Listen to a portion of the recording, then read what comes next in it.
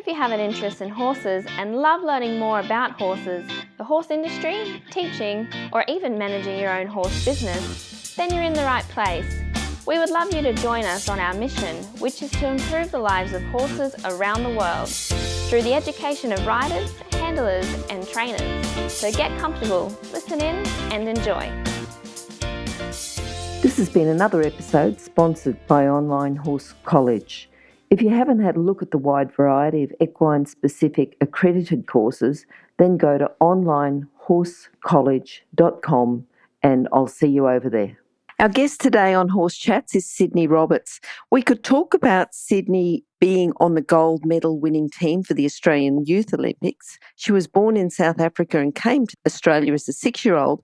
But what I'd like to ask Sidney is, she was a horse riding double for Nicole Kidman in the movie Australia.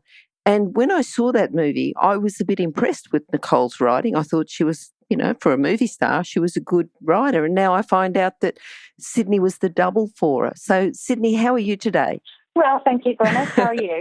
Well, I'm well, but I'm a bit disappointed now in Nicole because now I find out that you were the double for her and we already knew that you could ride. Oh, that's too funny. Oh, thanks for the compliment. It turns out I actually did all the reshooting in the film, at Fox Studios, because I was actually living in the UK at the time when they were calling for someone to replace or to sit in as Nicole's riding double. Mm-hmm. And I couldn't get back in time for when the movie started. So they used another girl stepped in and was doing the job and travelled around, but then they needed someone to fill in and do all the reshooting.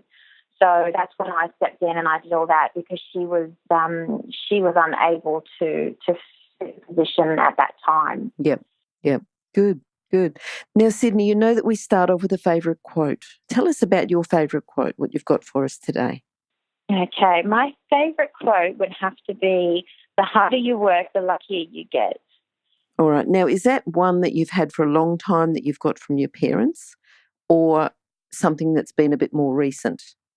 No, more recent. It's one of my partner's favourite sayings, and I think it's really resonated with me because I think it's easy to stand on the sideline and watch someone else in any industry or profession to think, oh, they're lucky to be at the top, or they don't really think about how they got there and all the time and effort that it's taken to actually get to that point, whether it's in business or sports or anything like that. I think to be consistent and at a high level, you need to be working hard and put in the effort, and there's no question about it.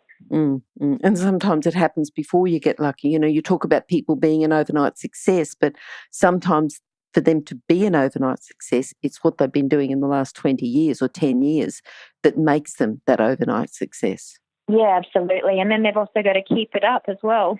Yep. Now, Sidney, you've got a background with horses. Is that right? Your father's a vet, your mother's a show jumper? Yes, that's correct, Glenys. Well, that's how they met. Mum had a horse with a broken jaw. She was about 17 years old in Adelaide, actually, and she called out the vet to come and fix her horse, and the vet happened to be my father. They moved to South Africa, and that was the end of that, really. Yep. 4 children later.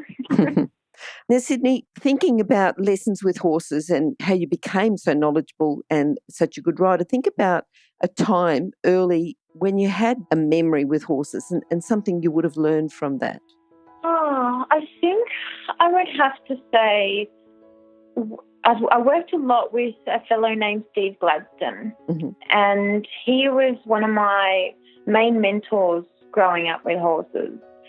And he taught me that, you've got to spend so much time with a horse to be able to connect with it and actually build a bond with it, and to develop a bond with it, and then to achieve results with the horse, basically. And I think he always said to me, the 3 S's, very important. First, submission, straightness, and then suppleness. And the 3 S's have just always stuck with me. What about when you first started riding? You know, you've got the 3 S's. What about riding-wise? Have you got an early memory there? Yeah, when we were little in South Africa, we used to nag our the staff who worked for my parents to saddle up the horses, and we had this one saddle that was like a throne. It was a chair on a saddle that they used to strap to the horses, and so every day we would just nag the staff, and they used to just get so annoyed with us. But finally, they'd get the ponies out and strap this chair on and walk us around like we were little princesses. It was that's a really amazing memory to have, I think, and my sisters too got to experience that. That's good, isn't it? How old were you then? Oh, I must have been about 4 or 5 years old. Yep. All right. Now, starting off, because you've done quite well, we've already talked about you being on the gold medal winning team for the Australian Youth Olympics. What made you think from going, riding around and just being sort of led around by the staff or by someone to going on and becoming a show jumper? What made you choose that career path, choose that? Did you sort of fall into it because of your mother, or was there an actual decision on your part? I think it was obviously influenced by my mother because she was a show jumper. She didn't like the whole hacking thing because she thought it was a waste of time, just going in, around and out. And we always had very naughty ponies, so our ponies didn't just stand in line or anything like that. So we weren't in contention for any ribbons or anything like that. So I think also being just the sport itself, there's no, it's not subjective. So if you have a rail, you have a rail. Everyone sees it. If you have time results, it's up on the board. People can see that as well. So I think if you win, you win, and it's fair. It's a fair game. Like growing up, we did everything. Mum and Dad took us to pony clubs, and so we did state equitation, show jumping. My sister and I were, we received champion age groups for our age groups and things like that through equitation, show jumping, end of year jamboree. We did eventing, all of that stuff. But I think just having show jumping being sort of not subjective really drew me to that. And it's also very technical and challenging, which I must say I do love a challenge. Okay. All right. Now, if you were teaching someone, and you had a young rider there that says, no, I want to go up and, win gold at the Olympics in show jumping. So thinking about the core skills and character traits of someone not just working in the horse career, but specifically for a show jumper, what do you think they need? I think, first of all, you've got to have the love of it, the love for it. Yep. Dedication, passion, a really good work ethic. Also because, life's so busy and you need to fit in all this other stuff as well, but your training can't take a back seat at all. You can't be a part-time rider. Yep. You've got to be tough and strong, have a seriously can-do attitude, and also have resilience to any negativity that might come up, whether it be other competitors, family members of other competitors. I think it's just even sort of the ups and downs of having horses, injuries and that sort of thing. You've just got to deal with the situation and just be positive and move on and just sort of just go with it and just make the next thing happen. Yeah. What do you think's the best thing about working with horses, riding, being in the industry? Well, I guess getting to work with such incredible animals as a start, building a bond with such a big animal and having them do what you ask them to do is pretty special. Having an active lifestyle that it provides, sort of being out on the farm, also travelling around, getting to see so many different places, having the opportunities to travel overseas doing it, meeting so many amazing and influential people as well, has been a big thing for me in the sport. Yep. And, there's just so many. I could keep going on and on about it. but it provides a nice, healthy lifestyle as well. Yes, yes. Okay. Now, you talked earlier on about Steve Gladstone. Is there anyone else that you'd like to mention that's really influenced you and helped you in your career?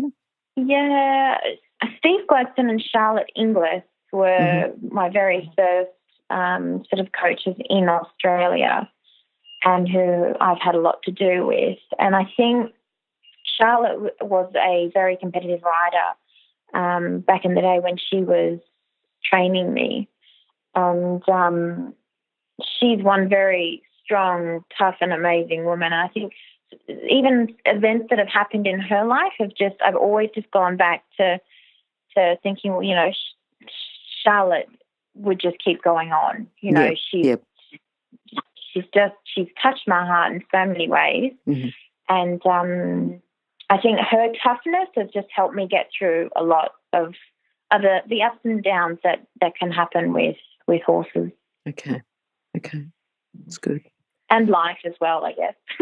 Yeah, but, you know, you can't just have one without the other, can you? You know, you've got to have horses and life, and there's other things outside of horses that influence the horses. Absolutely, yeah. So, I mean, I've been pretty lucky to have, I've got so many other amazing people that have been in my life, but they were the very two to start with in the sort of in the horse industry, yeah. What about horses? Have you got a special horse? Oh, I've got, you know, you can't single one out, I guess, but it's hard. Yeah. They've all got their own little characters and personalities, and I have this one at the moment called Gracie Lou, and she's by Beluga, who the Chugs own, and every time I go up to her and I just talk to her, she does a little squeal, or I touch her, she'll squeal.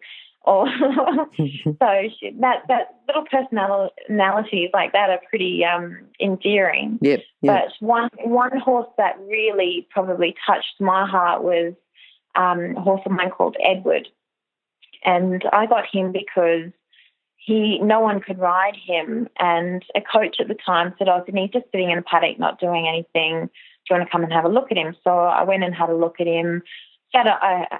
Hopped on him, tried to jump a few cross rails. He was just not there in the head, and I love a challenge. So I said I'll take him, and I did, and sort of changed his feet a lot, trying to get that right to see if I could connect with him, and if he was just getting too much feed and not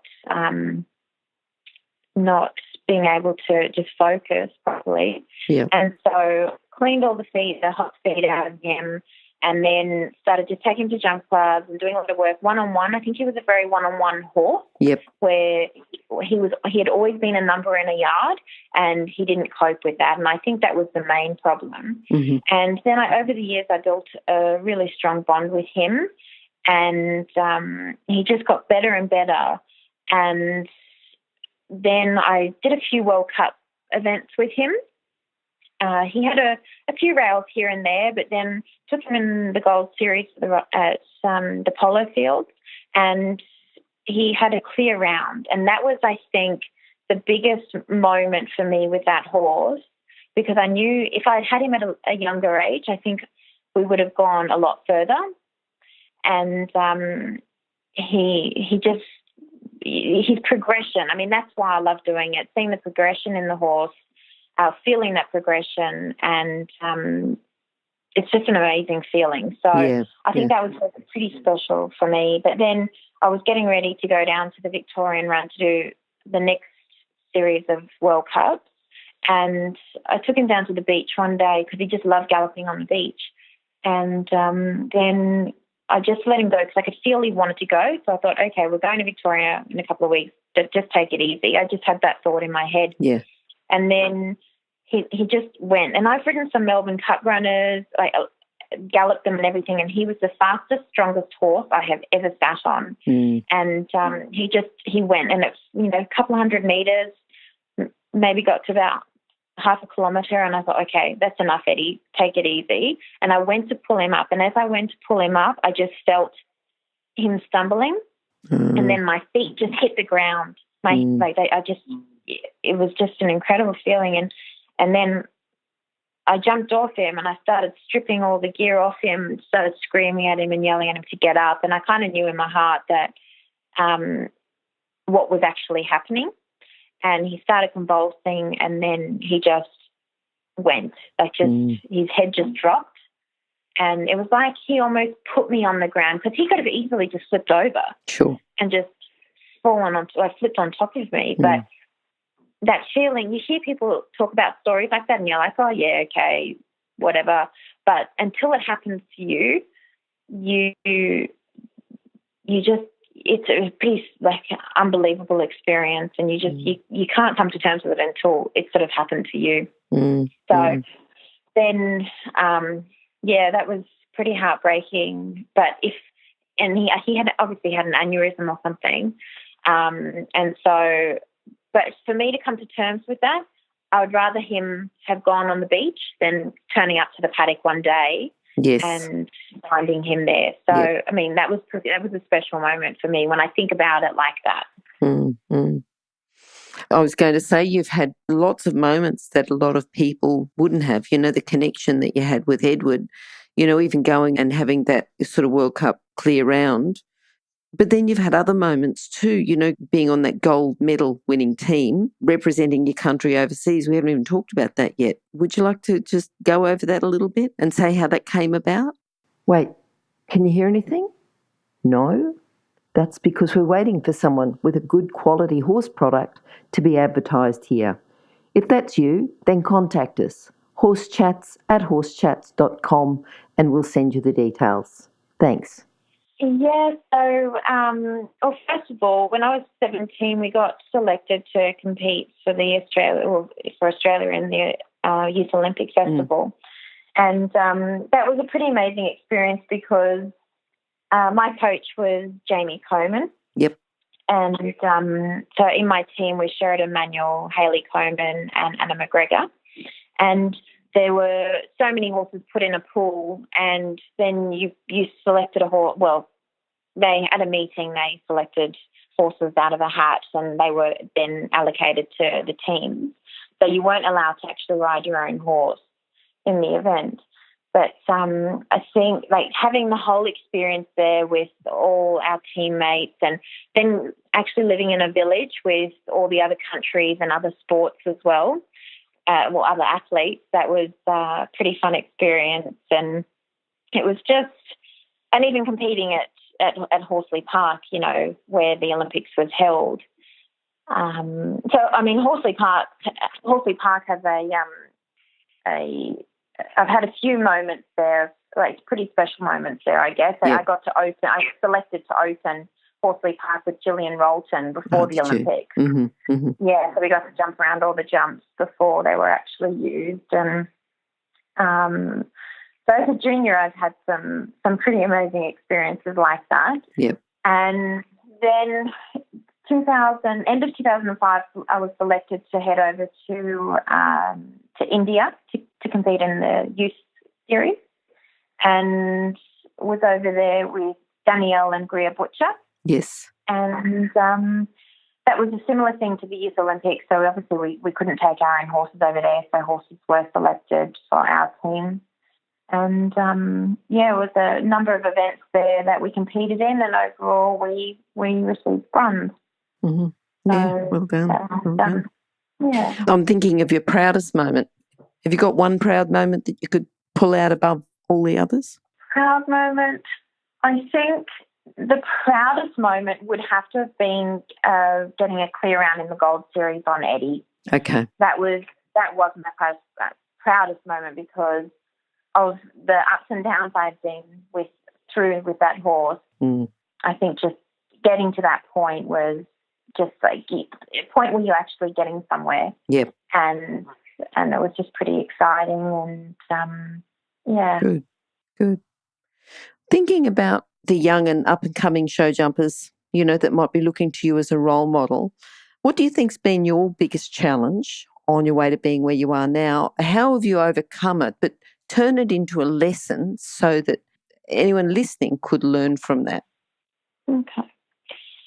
I guess my biggest lesson to up-and-coming show jumpers would be that first of all, the sport takes a lot of time, effort and money. Mm-hmm. And so you've really got to be dedicated to want to do it at a high level, because if you want to be at a high level in shows, I mean, even dressage or eventing, you've got to be really dedicated, and you've got to do it full time. So yeah, and really put in a lot of effort and have a lot of horses coming up through the grades. So at least you have some horses to fall back on if your top horses don't make it or they get injured, because that, being realistic, these things happen. You're travelling horses in trucks and floats, and the horses injure themselves. We all know that. Yeah, and, for sure. And so you basically always have to have a backup plan. And if you want to stay sort of competitive in the sport. And I mean, it is easy for some people to go and buy those horses that are already educated, but you don't need to have a lot of money to go and buy those horses if you put in the time and effort and get the coaching and train. And obviously you've got to have, it's important to have a feel for it as well. Yes. But that's why I like getting young horses and getting them going, like producing them myself and getting them going. And it's really nice to have my partner as well, who's quite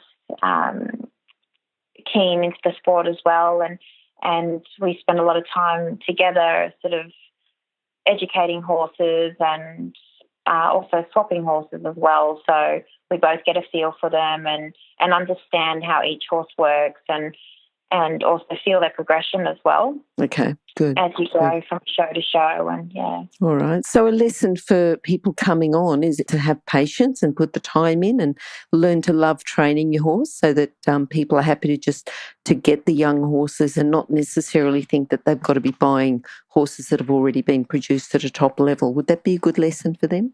Yeah, I think it would be. Okay. And I think it's also important to listen to very experienced people as well. And I mean, you might not like everything they say, but I think I've learned lessons from everyone that I've dealt with, whether it's been good or bad. And with my students as well, I encourage them to go get lessons from other coaches as well, because I think that people phrase things differently and can click with some people, and other things may click with others, I encourage them to do that, because you learn a lesson from everyone, I think. What's a common fault that you see? Maybe a rider, you see it more often, riders that you haven't seen before if you go to do a clinic, or maybe if you're at a competition, a common fault that you see show jumpers do that if you could fix it, they would perform better, their horses would perform better. Okay. Probably worrying. A big fault I see is a lot of young kids worry about what everyone else is doing instead of just worrying about themselves and their horse, like their actual team. And it shouldn't really matter what everyone else is doing or what other kids are wearing. If you want to do the sport, and you don't need to look like everyone else, you don't need to wear the same gear as everyone else. And I don't think that, I think it's important that you don't let that affect you. Yep. And just be really focused on yourself and worry about yourself. I think that comes into life in general as well. I think if you want to be successful, you need to just do what you want to do within reason, and not let anyone put you down. Okay. Actually. Is it not let everyone put you down, or maybe not take any notice of it when people put you down? Because you'll always get people that are always going to have something negative to say, but it's how it affects you, isn't it? If it affects you negatively. Yeah. Yeah, absolutely. I think you just got to let things go. Not let things affect you. Absolutely. Yeah. If you're an equestrian coach or a horse riding instructor, or even if you aspire to be one, have a look at the free video series for horse riding instructors on the Horse Chats website. Go there now. Have a look. horsechats.com.au. showjumping.com. What about books, Sidney? A book that you could recommend to our listeners, something that might have helped you along the way, something that might have influenced you? What could you recommend them just to complement their training? Yeah, I think a book that I found very useful is a book by Anthony Pullman, and it's called Training Show Jumpers. Yep. And it's a useful guide that helps sort of you understand the whole process of training a lasting show jumper, because obviously you can do things that can damage your horse's knees and legs and stuff. So you want to prevent all that. You want to really just not wrap them up in cotton wool, but you want to protect them through their career. Yep. And also a very big thing is to keep their confidence levels up. Mm-hmm. Mm-hmm. So yeah, that would be my number one book, I think. Good. And I think that's certainly one that's been recommended before. So it's a popular book. Yeah. Yeah, I don't doubt that. And remember, you can find all the books recommended by our guests at horsechats.com/books. You can have a look at the guest page for the individual book they recommended, or just look at the recommended books by order of popularity at horsechats.com/books. Now, Sidney, what are you looking forward to now? You've got a couple of young horses you're bringing on. What does the future hold? Yeah, well, we've got 60 horses up here. Okay. And they're brood mares, and my partner and his brother have been breeding them for a number of years now. Mm-hmm. I've got 6 horses up here and 2 on the way. And so I think just having that young stock coming through, then we've got a few that need to be broken in. Obviously, the constant breaking in every year and getting the young ones going and then moving them to the next level kind of thing. So we've got them, they range, from mares in foal to performance horses, which are 11, 12 years old. So we've got the whole range there. And so you're hopping on the young ones, doing all the hard work, I guess, getting thrown around and stuff like that, to then riding the educated ones that are a more pleasant ride for you. So, so just that's what we've got on at the moment, and then getting to competitions and getting them out. Sounds like you've got busy days. Yeah. Yeah, they're fairly busy. And I think with horses, you've also got to realise that it's like deja vu every day. Like yes. I'm a big one that loves ticking boxes, and it's like every day that whole list, the boxes, the ticks just get wiped out of the boxes. Okay. All right. Now, just thinking about your philosophy with horses, which we've seen through the chat that we've had, but if you'd like to sum up in just a couple of sentences so people have got something that they can remember in those couple of sentences. Okay. My philosophy would be that you've got to love dealing with horses. You've got to love the lifestyle, put in time, effort, dedication, and just enjoy it, because it's a pretty incredible and amazing experience to be a part of. Yep. All right, that's good. Now, Sidney, how can people contact you? If you'd like to contact me, you can email me. Yep. At Sidney Jane Roberts, SidneyJaneRoberts @gmail.com. All right. Do people put their mobile number down? Or what? Yeah, you could say your mobile, Sidney. What we'll do is we'll have those details on horsechats.com/Sidney Roberts, or just go to horsechats.com, search for Sidney or search for Roberts. But if you'd like to say your mobile, that'd be brilliant. Okay. And my mobile number is 0488 004433.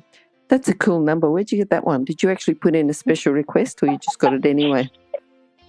No, I had to put in a special request for that one. Okay, then. All right. Look, good to talk to you today. Yeah, I think lots of insights, lots of things that you're doing, and I still will have to go back and watch that Australia movie and see if I can see where you are and where it's Nicole Kidman and where it's the other person. So I'll have to separate those three. So good. Oh, funny. Yeah, good to talk to you, and hopefully we'll catch up again with you sometime soon. Absolutely. Thank you so much for having me, Glenys. Now, if you're still there, you probably know that I'm absolutely passionate about education within the horse industry. That's why I host this podcast. My other venture is Online Horse College. Have a look now at onlinehorsecollege.com and I'll see you over there. Remember that our comments and instructions are general in nature and do not take into consideration your individual horses or your individual ability and circumstances. If you enjoyed this podcast, then please leave your comment below.